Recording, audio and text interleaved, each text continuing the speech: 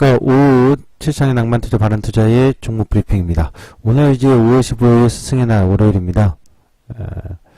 오늘 제가 얘기할 그 종목 브리핑은요, 국내 기업은 아니에요. 해외 기업입니다. 그래서 이제 미국 증시에 직접 투자하는 방법도 있는데, 일단 미국 증시에 관련된 대표 기업들을 살펴볼 겁니다. 그러니까 현재 시장이 우리나라 증시로 말했을 때 박스를 돌파했기 때문에 상승 랠리다 대세 랠리다라고 자꾸 외치는 사람들이 정말 많아요. 지금. 근데 저는 지금 시점에서 우리 증시는 그렇게 가기에는 무리가 있다라고 보는데, 그것이 바로 그 근거 중에 하나가 해외 기업을 보자 이거예요. 지금 현재 미국에서의 양적 완화, 서브프라임 사태 이후의 양적 완화 이후에 유동성 장세가 2014년도까지는 펼쳐진 겁니다.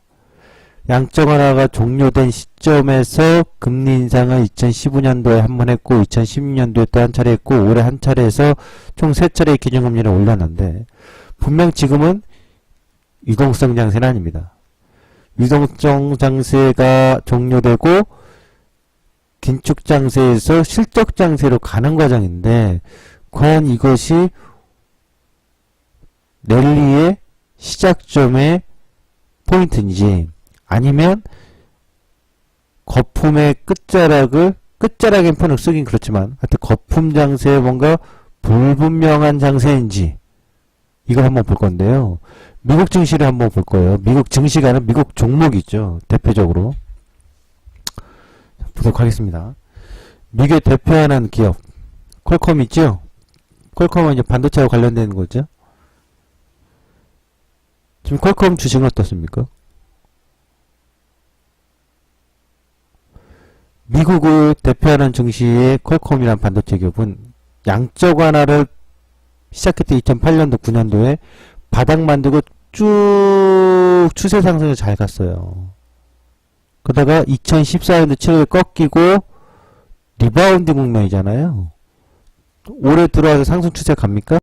안 가지요. 퀄컴 같은 또 개별적인 악재가 좀 있습니다.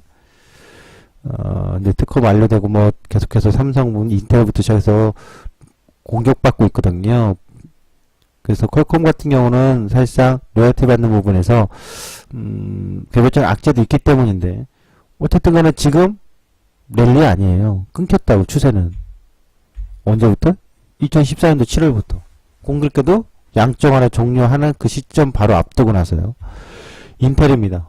반도체 상승입니다. 1차 상승기 2008년도 양적 완화했던, 모두 다 기가 막히게 동시 타점에서 나온다고요. 2008년도, 2009년도에 미국이 양적 완화했던 그 시점부터 바닥을 나옵니다. 그리고서 쭉 올라가다가 한번 눌러주고 다시 또 올라갑니다. 그리고 2015년 눌러주고, 그리고 지금 상승이 나왔다가 올해 들어와서 2017년 들어와서는 오름세 없어요. 왔다 갔다 옆으로 횡보예요. 눌림이라고요. 거래량도 없어요. 그럼 또 다른 반도체 업체 웨스턴 디지털을 볼까요? 웨스턴 디지털을 보면 어떻습니까?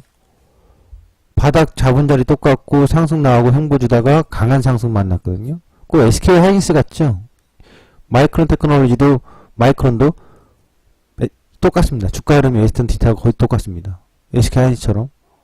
그러니까 지금 강한 상승이 나오고 있는데 왼쪽에 좌변에서는 저항을 인식하고 있다고요. 기술적 분석에 있어서.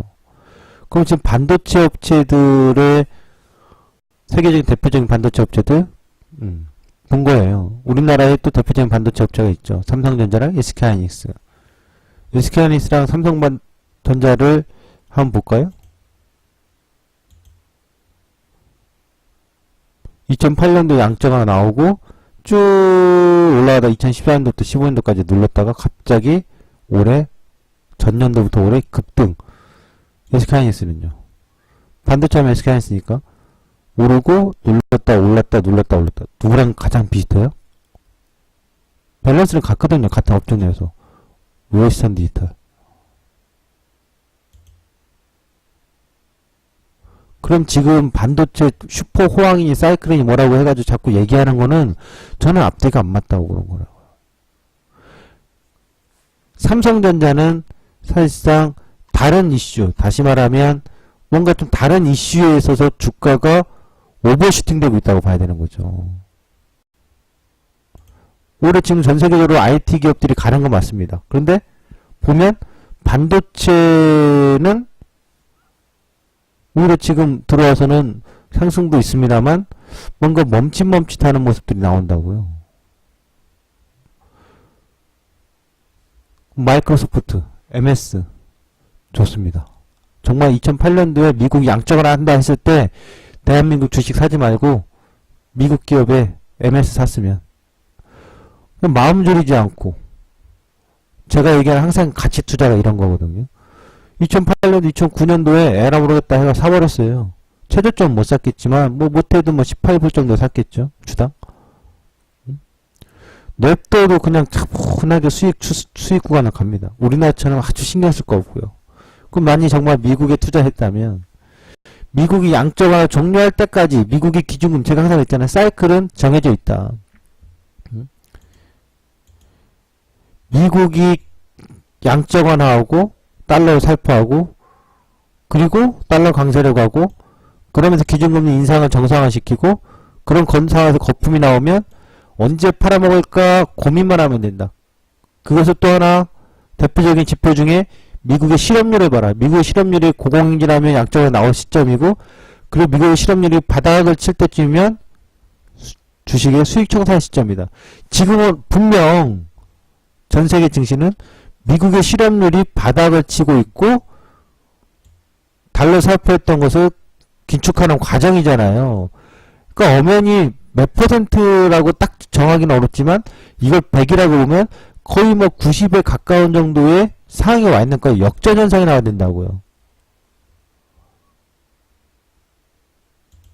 지금 지수가 더 오르는 게 와우 투자 적기다라고 얘기하는 건 그건 저는 상식에서 어긋난 투자 전략이고 원칙이라고 봐요. 지금 MSCI 같은 경우는 쭉 올랐어요. 근데 2014년 보세요. 양적 완화가 종료되는 시점에서 휘청휘청 해주고 기준금 인상 시점에서 시청해주다가 또 올라갔어요.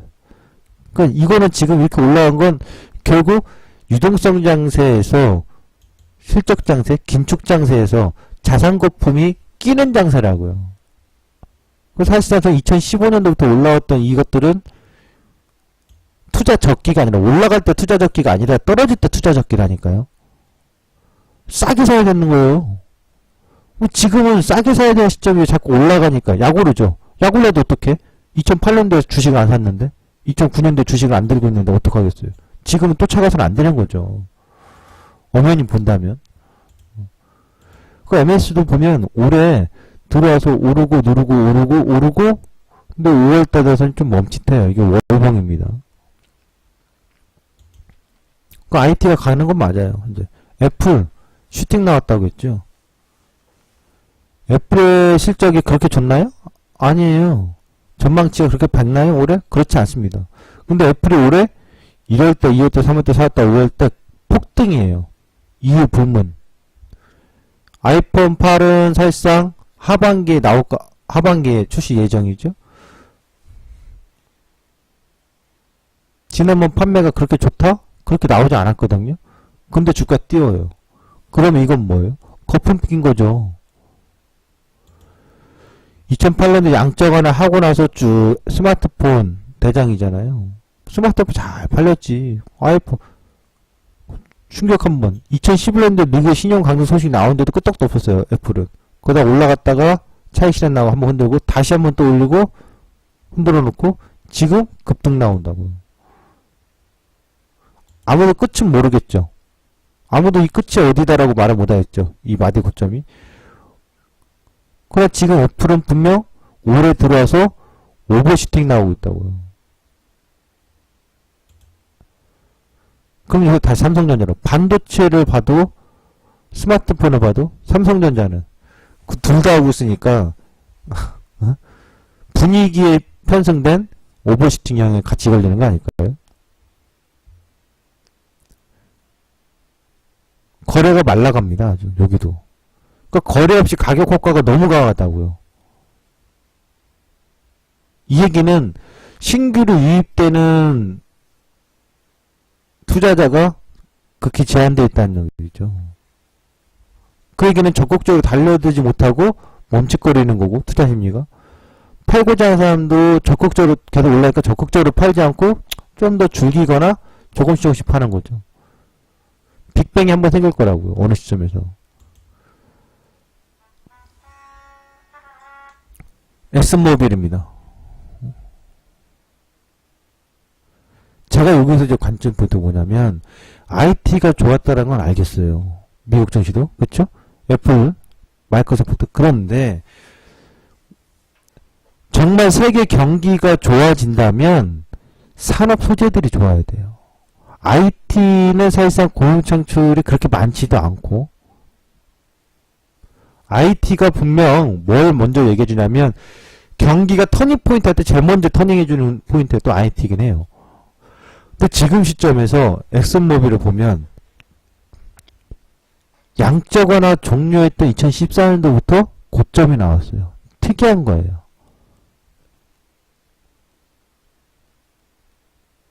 그리고 지금 수렴 과정으로 보여요. 올해 들어와서도 엑슨모빌에 힘쓰지 못하고 밀렸어요. 다우케미칼 화학업체 대표 봅시다.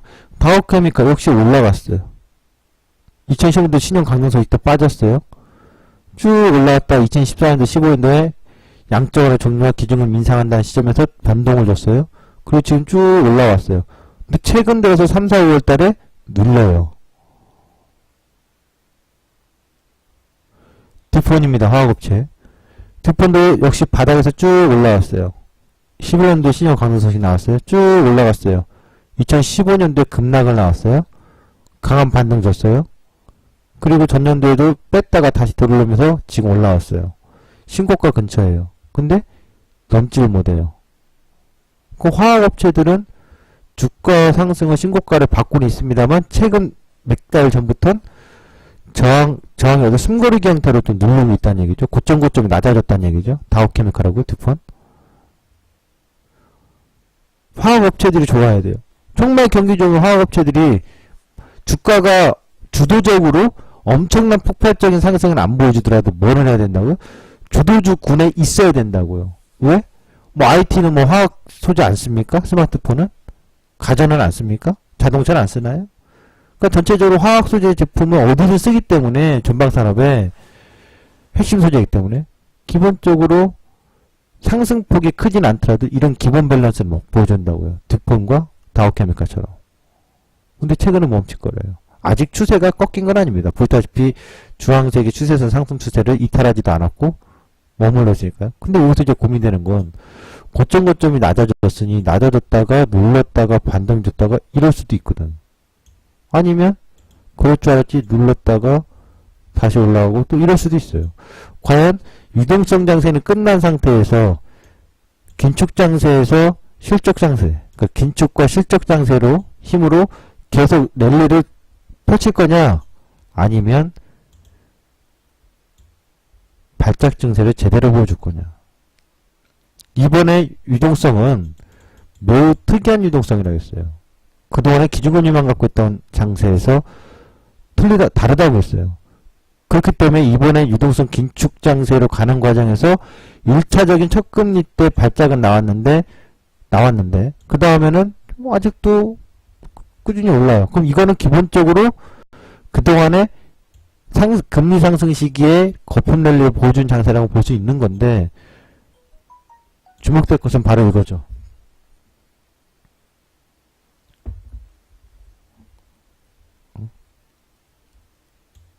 뭐다?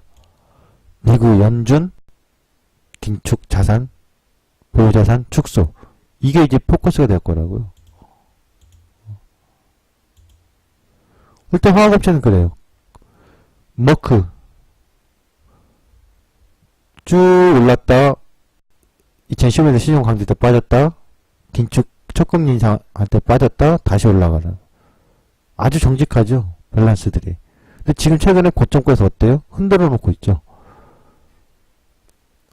페덱스, 물류 부분에서 워커하고 페덱스. 정말 경기가 좋고 무역이 좋고 물동량이 많아지면 당연히 이 업체도 좋아야죠. 근데 최근에 어떻습니까? 2017년도 들어도 고점에서 왔다리 갔다리 기간 행보인데요.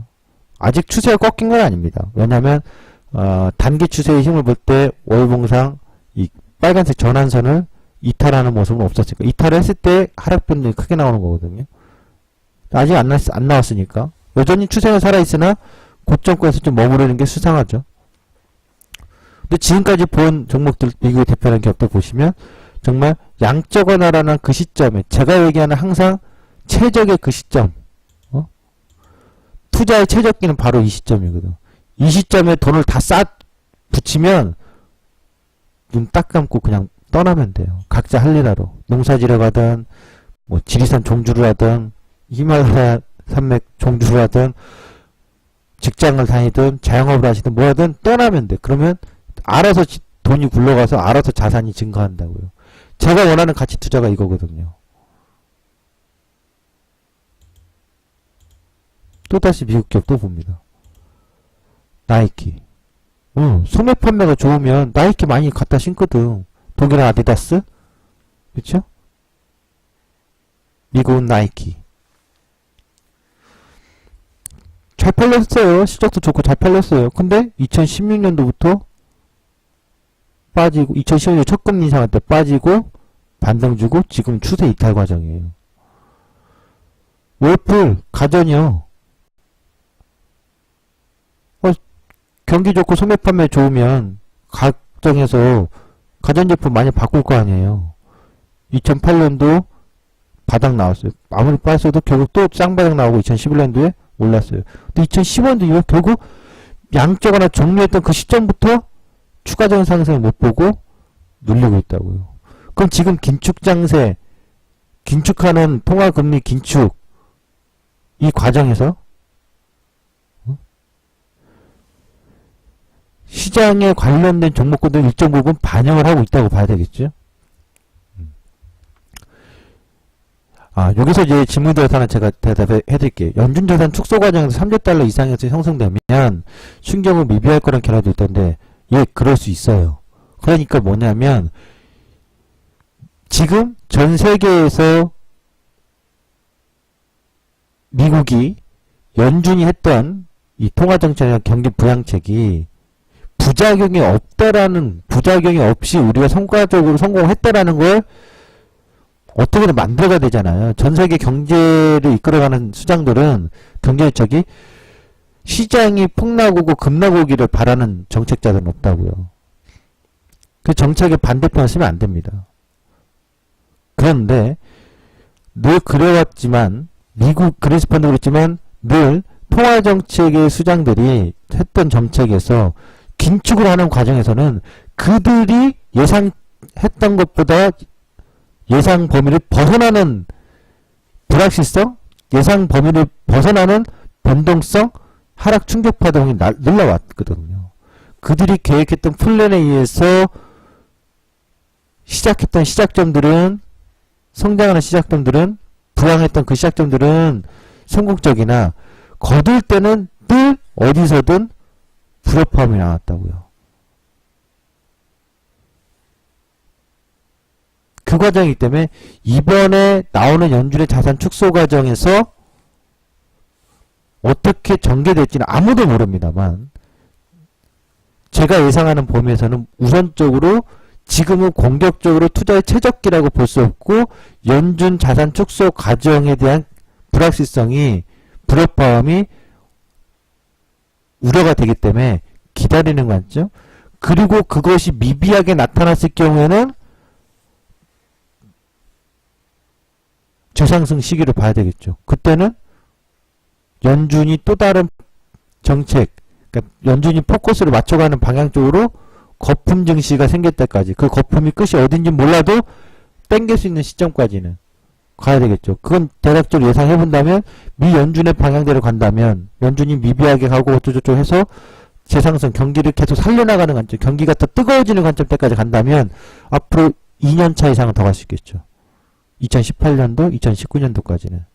1, 2년 정도 더 강한 장세가 될 수 있겠죠. 근데 그건 아직 아무도 모르는 거예요. 근데 저는 과거의 데이터들을 보면 미 연준의 어떤 이번에 긴축 과정에 있어서는 시장은 벌써 어느 정도 대비를 하거나 또는 보여주고 있다라고 봐요. 이번에는 과거의 긴축 과정, 기준금리 인상하는 과정으로만 온전하게 거품 증시를 가지 못하고 어디서든 큰 불협화음이 나올 것이다. 이거 뭐 다음에 이제 지표를 통해서 설명을 드려야 될 부분인데 유럽도 일본도 긴축하지 않았거든요. 할 거예요. 하반기에. 주목되죠? 그리고 현재 경기 전 세계 상황이 그렇게 뜨겁게 나타나고 있냐? 그렇지 않거든요. 이 부분은 오늘 내용에서 좀 벗어나니까 간략하게만 하고 다음 시간에 또 한 번 더 설명하겠습니다. 보시면 소매 판매가 좋다고 한다면 월풀이라든가 나이키도 주가가 눌림 조정이 아니라 지금도 더 잘 가야 돼요. 그러지 못하고 있다는 얘기죠. 월마트도 마찬가지입니다. 충격받고 벌써 얘네들은 보면 포인트 하락이 어디서 나왔어요? 양적완을 종료하거나 기준금 인상했던 그 시점부터 소매 판매와 관련된 기업들은 하락을 줬다고요. 그럼 선조정을 받고 있는 거잖아요. 이베이 옥션입니다. 경매 사이트 가요. 정말 2008년도 양적완화. 그러니까 미국 주식은 정말 대륙의 기질이 있다니까요. 대륙은 우리나라처럼 왔다리 갔다리 춤추지 않아요. 쭉 서부 달리는 총잡이들처럼. 중국도 마찬가지. 대륙이잖아요. 그냥 쫙쫙 뻗어요. 얼마나 이뻐요. 투자하기가 좋죠. 이베이 쭉 추세를 갔어요. 근데 얘도 보면 2015년부터 변동을 흔들어 놓고 지금 고점권인데 몇 개월째 옆으로 기고 있어요. 지금 몇 개월째 2월달, 3월달, 4월달, 5월달 옆으로 기고 있는 거예요. 오르고서 왔다리 갔다리. 아마존닷컴이죠. 2008년도 바닥 만들고 쭉 올라오고 2014년도에 양적완화 종료할 때 한번 흔들어주고 그때부터 지금까지 기준금 인상하는데 불구하고 2015년, 16년 굉장히 강렬한 장세 상승장을 보여줬다고요. 그럼 지금쯤 2017년도에 쉬지 않고 5개월 동안 상승하는 이 모습에 한 번쯤은 쉬어야 될 타이밍에 기술적인 또는 심리적인 영향이 나타나지 않겠어요? 근데 보면 소매 판매에서 아마존닷컴하고 이베이는 상승인데 일반 소매 판매 월풀이라든가 나이키라든가 월마트는 하락이에요. 그 다음에 뭐죠? 자동차가 또 많이 팔리겠네? 천만의 말씀. 이번에 자동차는 금융시장에 도움을 받아서 많이 판매했던 거죠. 올해 자동차 미국 시장, 북미 시장은 신차 판매 대수는 감소해요. 전망이. 일본에도 감소되어 있고요. 포드 보세요. 2011년도부터 빠졌고 반등 나왔는데 계속 빠지고 있다고요. 추세 전환을 못하고 있대요. 근데 뭐랑 우리나라 비슷해요? 현대차 볼까요? 2015년도 고점 나오고 왔다리 갔다리 반등 주다가 2013년, 14년부터 쭉 빠지죠.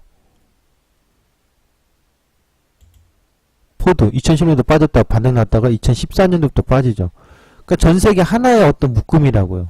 현대차 어떤 사람들은 현대차 망해라 하는데 망해서도 안 되고 우리나라 기업에서 현대차가 뭐 저도 얘기를 합니다만 현대차의 제품에 문제가 있을 것이다 이런 얘기도 했었습니다만 이제 보면 그 부분은 우리 국내에도 많이 퍼져 있는 건데 전 현대차의 포인트는 결국 전 두 가지라고 봐요.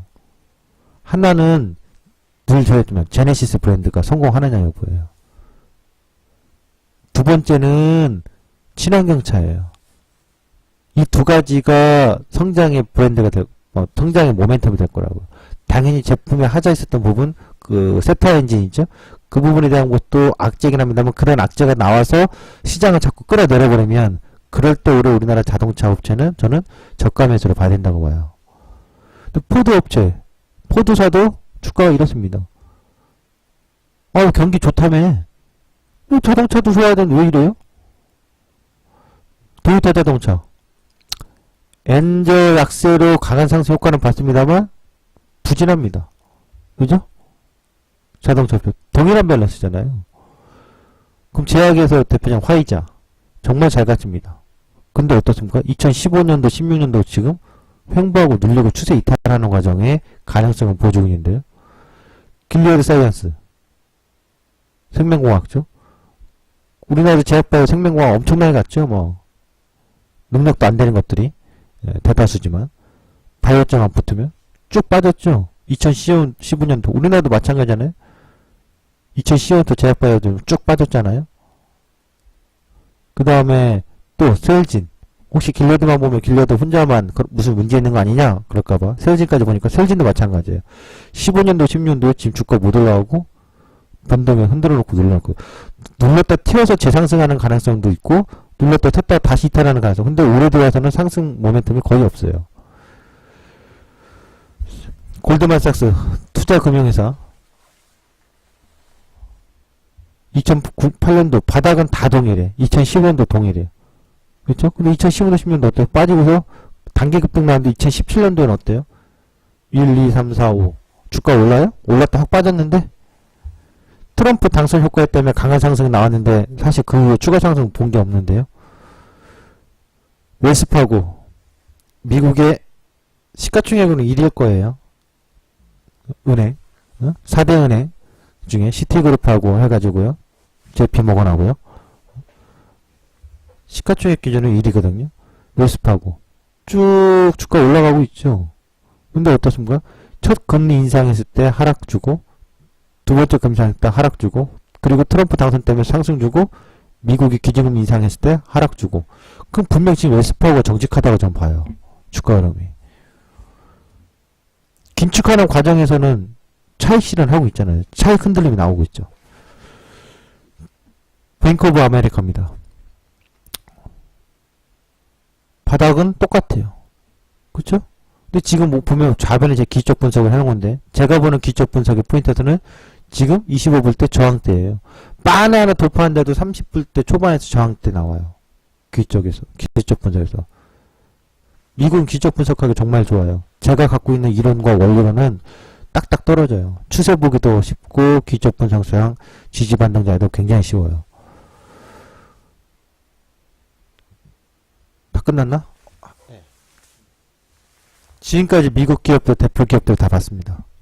여러분 보시면 미국은 굉장히 정직하게 유동성 장세의 시작점에서 투자 최저기를 동일하게 다 만들어줬다고요. 08년, 09년, 2011년 신용 강명수 때.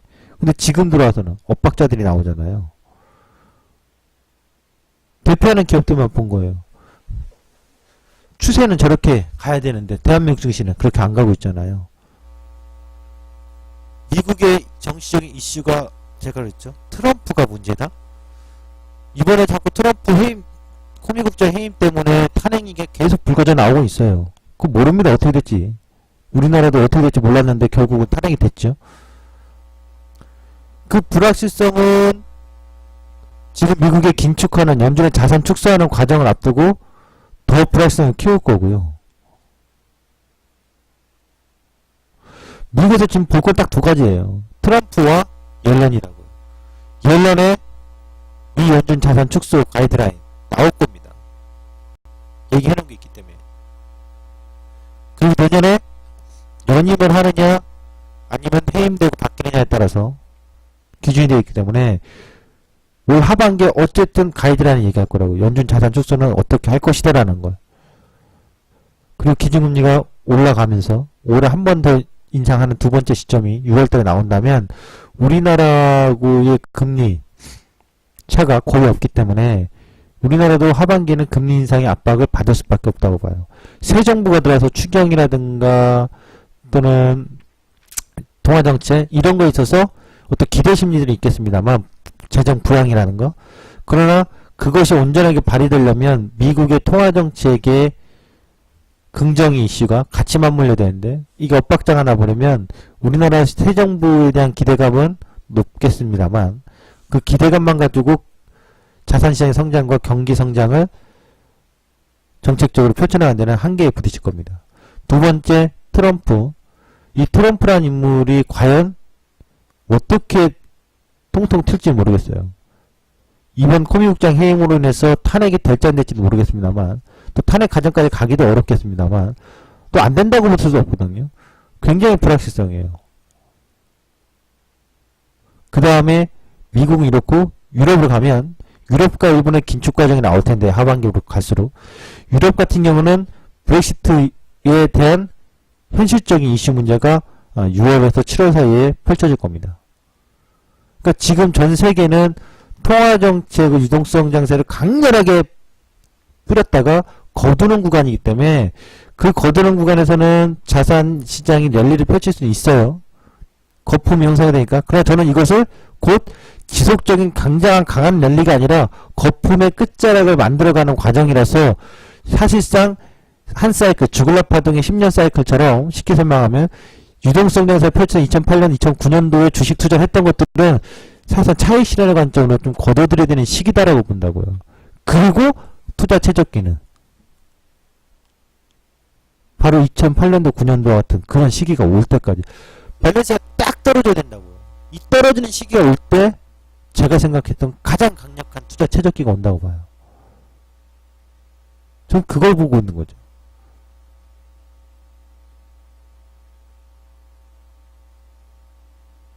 지금 많은 사람들이 더 간다 한다고 하는 건 결국은 이렇게 봐야 되는 거예요.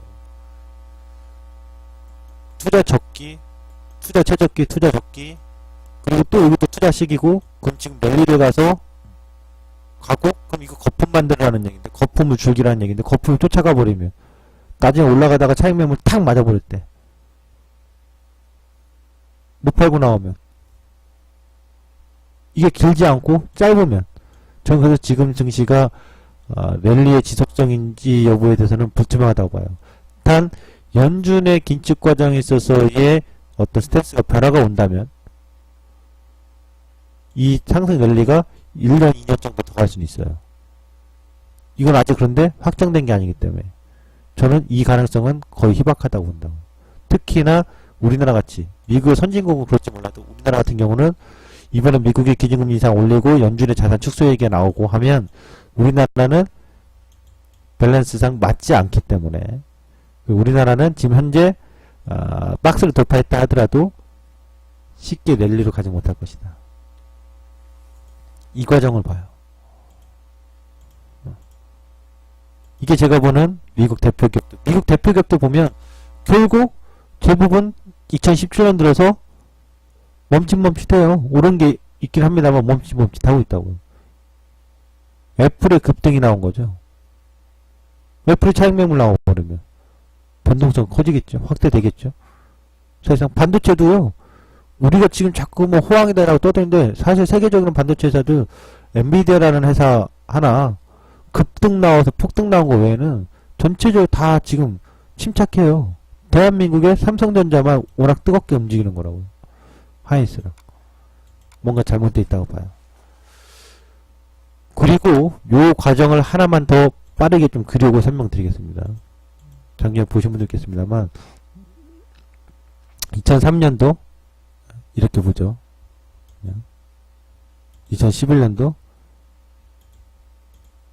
이렇게 보면 투자의 최적기는 전부 다 밸런스가 똑같다고요. 2003년도 노무현 대통령 시절 그리고 그린스펀의 양적 완화 부양했던 시점이잖아요. 2001년도에 미국 2008년도 2010년도 미국의 기준금리 과연 지금 2015년도에 나왔던 요 바닥 구간은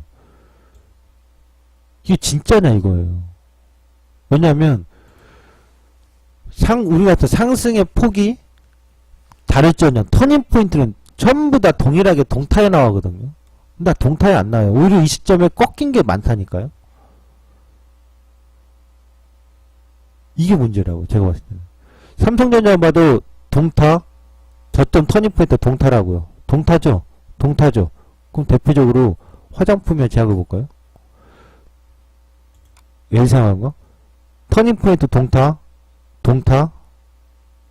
동일한 타점이라고 눌렸다 튀는 관점 그죠? 여기도 또 어때요? 여기는 꺾여요. 얘는 여기서 꺾여버린다고요.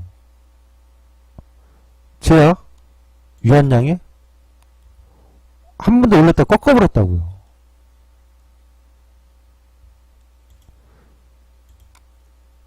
삼리식품 빠바 얘는 오히려 꺾어버렸다고. 이 지점에서 노란색 지점에서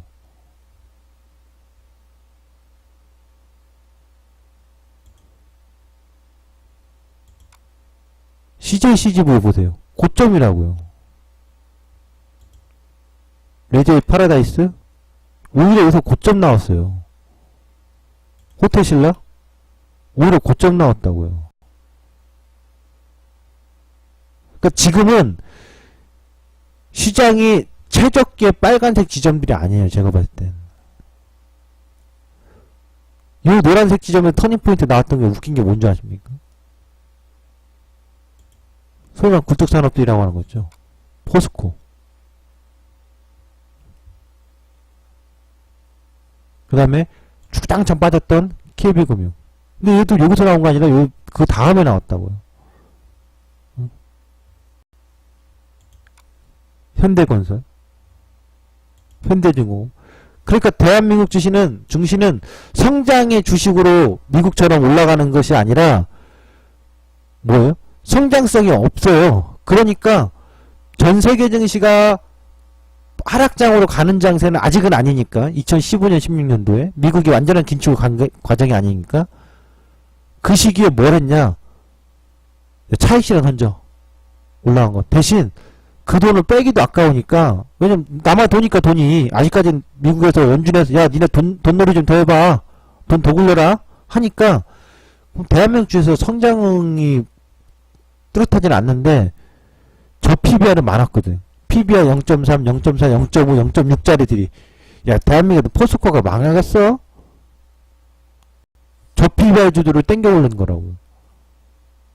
그래서 상당히 설명하기 어렵고 설명 듣는 분도 어렵겠습니다만 쉽게 설명드리면 이거예요. 제가 보는 관점은 전년도 2016년도 1년 동안 지금 상승장세가 나오고 있는 과정은 성장주들이 올라가고 있다 또는 성장되고 있다, 대한민국 성장률이 높아지고 증시가 성장에 의해서 계속 올라가는 증시다, 이게 아니라 저 PBR 종목으로 들어 올려놓고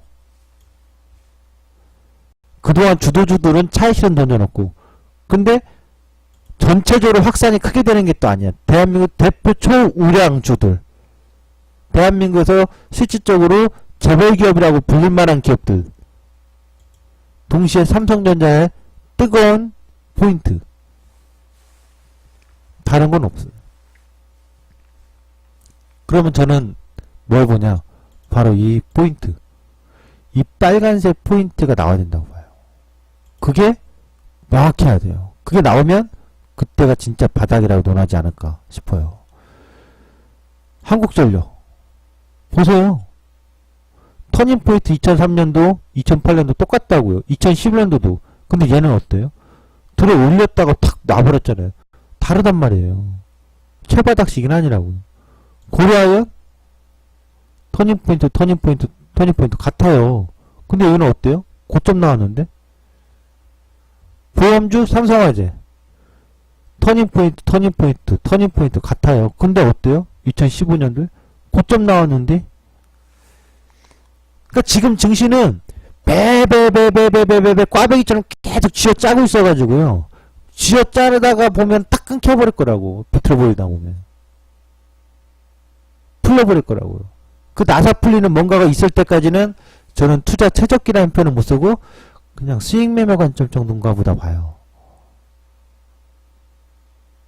정말 투자 최적기, 제가 노리는 2002년도 2003년도 또는 2008년도 이런 시기들은 현 시점, 그리고 작년 2015년도와 2016년도에 나왔던 그 바닥 시점이 나왔다라고 얘기하기는 상당히 좀 곤란하지 않나 싶어요. 자, 미국 대표기업과 우리나라 대표기업들에 대한 밸런스를 제가 지금까지 설명드렸습니다. 약 40분에 걸쳐서 설명드렸는데요. 더 추가적인 설명은 이 녹화 방송 끝나고 좀 더 질문을 받아가면서 설명을 좀 더 드리도록 하겠습니다. 이 정도면 왜 제가 지금 대한민국 증시가 박스의 신고가 나왔다 하더라도 전체적인 종목 장세에서의 터닝포인트의 변곡이 나오지 않고 투자 최적기가 아니라 뭔가 찜찜하고 아이러니한 투자의 매수 포인트의 최적기는 더 기다려봐야 되는 게 아니냐라는 시각 도움이 되셨을 거라고 봅니다. 지금까지 종목 브리핑이었습니다.